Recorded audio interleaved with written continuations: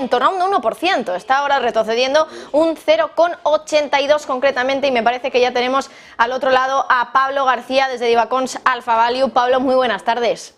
Hola, buenas tardes. Bueno, Pablo, decíamos que la tranquilidad ha vuelto a las bolsas, pero no sé si esto se puede calificar como tranquilidad. ¿Tú qué consideras o cómo estás viendo los movimientos del mercado durante el día de ayer y el de hoy, que son un poquito más relajados, ¿no? Eso sí. Bueno, la vida, como siempre, depende con qué te compares. Si nos comparamos con las últimas 2 semanas que han sido tumultuosas, pues la verdad es que sí, podríamos decir que estamos en unas sesiones bastante tranquilas, ¿no? Yo creo que hoy titulamos el diario de mercados de Divacons Alpha Value calma tensa en los mercados. Vamos a empezar con algo positivo. Hemos cerrado un cuarto trimestre y un ejercicio 2022 en cuanto a la micro bastante positivo.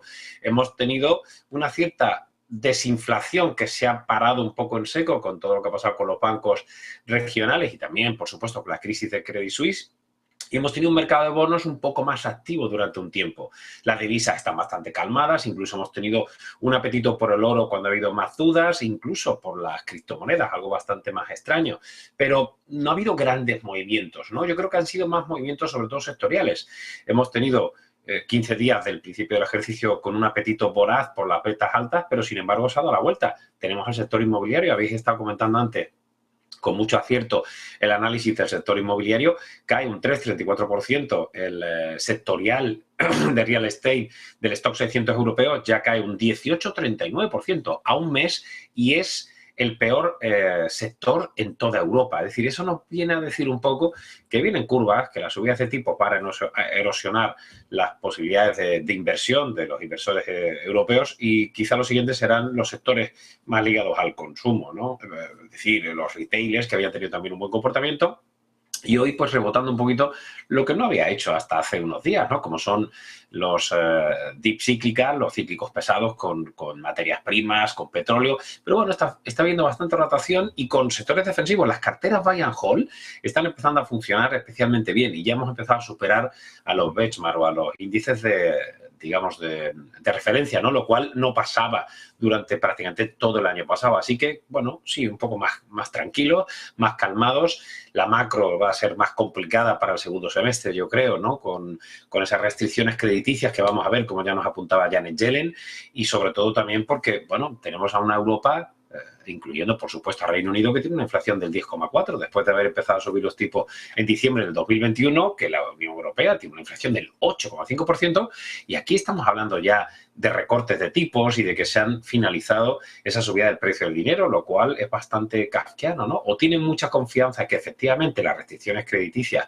vayan a hacerles el trabajo, o quizás no sea suficiente en los niveles de tipos que hemos alcanzado hasta ahora. Así que las espaldas por todo lo alto, pero bueno, se prevé la primavera pues bastante movidita y vamos a tener un segundo semestre, yo creo que con alguna recesión, si no Alemania, Estados Unidos, Reino Unido, las cosas se van a complicar un poco. Y por cierto, Pablo, ya son las 4, enseguida va a comenzar ya la comparecencia del jefe de supervisión de la Reserva Federal y del presidente de la FEDIC, es decir, de la Corporación de Seguros de Depósitos en Estados Unidos.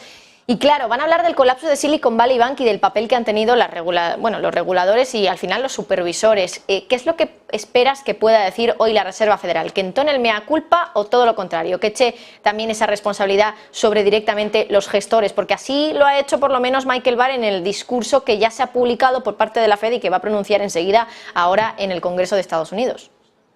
Bueno, los banqueros centrales, como buenos políticos, que al fin y al cabo son políticos, nunca se echa la culpa a ellos mismos, ¿no? Porque si no, el elector o el que les nombra, pues en principio parece que estarán defenestrados, ¿no? En el caso de, al final, lo que creo que deben seguir insistiendo, aunque sea muy redundante y a veces un poco hasta pueriles, en la solidez del sistema, ¿no? Porque hablamos de crisis de confianza, ¿no? Al final lo que ha pasado con First Citizen comprando los activos que parecían incomprables, ¿no? Muy complicados, ¿no? Las subastas sobre los activos de Silicon Valley Bank, pues ha sido un revulsivo, incluso para la propia entidad financiera, ¿no? Un tamaño relativamente pequeño, subiendo ayer casi un 54%, ¿no? Es decir, yo creo que ese es el mensaje que vamos a escuchar. Y hay todavía, por supuesto, muchas dudas, ¿no? Mercado hipotecario, como bien habéis comentado, pero por supuesto, incluso aquí hemos hecho muchas notas sobre los cocos, ¿no? Que, bueno, algunos países, hasta curiosamente como Australia, están defendiendo que al final, en caso hipotético de llegar al colapso, ahí sí tendrían ese intercambio por acciones, ¿no? Estamos viendo un momento tumultuoso, complicado desde el punto de vista regulatorio y si miramos un poquito atrás, todavía es muy pronto, pero al final el viernes tuvimos, hace ya 2 semanas y media, First Republic Bank y, sin embargo, la Fed intervino con mucha rapidez.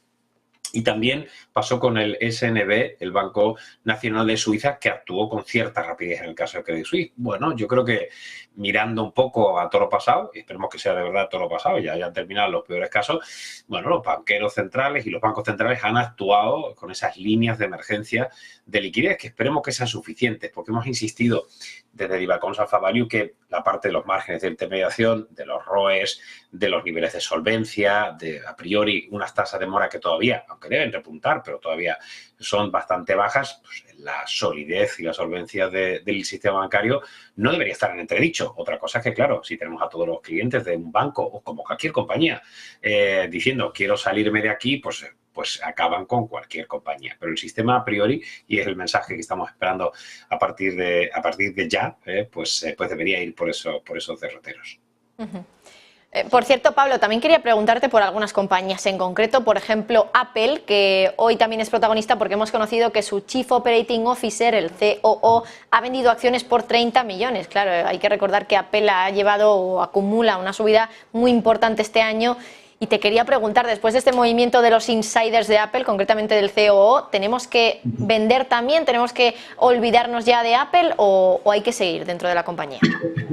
Yo creo que hay que seguir dentro de la compañía y los movimientos que hemos hecho en los fondos, precisamente, había 3 apuestas y eso sí ha salido bien. Nos hemos equivocado en muchas cosas. Desde a principio de año fue muy complicado, pero apostábamos por la tecnología norteamericana. Apple, Microsoft, incluso Alphabet han publicado unas cifras bastante saludables. Están reduciendo plantilla, tienen balances sólidos, tienen caja neta, es decir, son grandes compañías y ahora el Nasdaq está subiendo casi un 12% de lo que llamamos de ejercicio y está siendo, yo creo, de todos los grandes índices, el mejor índice. Es decir, yo creo que si los tipos no siguen subiendo, si la política monetaria no va mucho más allá en la restricción, en principio la tecnología debe funcionar bien. Por lo tanto, nosotros incluso hemos incrementado recientemente, las últimas semanas, aprovechando ese switch del sector financiero, ya sea bancos y seguros, y hemos incrementado en tecnología norteamericana, incluso en industriales como Schindler o con distribución de materiales, en Rexel, materiales como Sika y, por supuesto, algunas típicas, como contamos al principio, de Bayern Hall, las Walter Kluwer, Louis Vuitton, Iberdrola en Utilities, en Deutsche Telekom, incluso la propia Celnex. O sea que hemos hecho, es verdad que hemos estado cambiando las carteras, pero respondiendo a tu pregunta, no, seguimos confiando en la tecnología norteamericana, nos da mucho más tranquilidad que el sector consumo o el sector inmobiliario en Europa, por ejemplo. Pues Pablo García, director de Divacons Alpha Value, muchísimas gracias por estar con nosotros. Un placer hablar contigo como siempre. Igualmente, hasta luego. Chao.